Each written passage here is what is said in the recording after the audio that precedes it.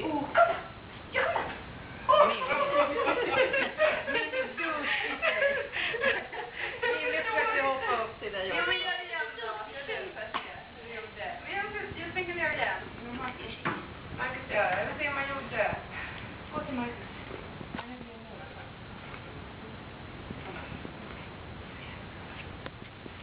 Sista glaset då. Nej, de skulle lägga sig ner. Vi har tränat på det nu.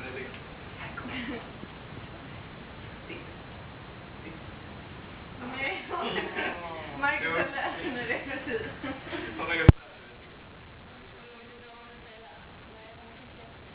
Jaha.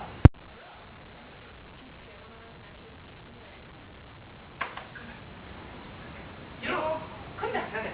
Här. Man måste sitta.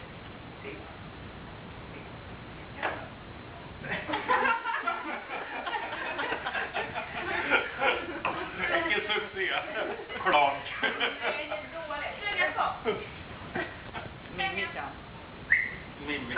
Mimmi kan hoppa över mina ben.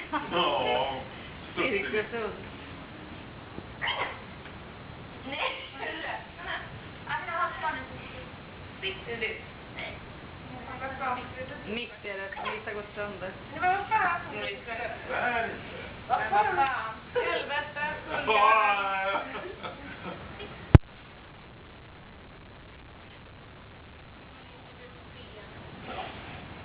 De kan inte.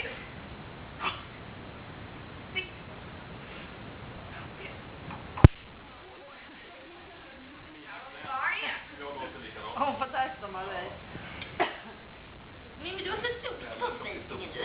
Ja, du vill inte på dem. Ska du leka lite med Svenja?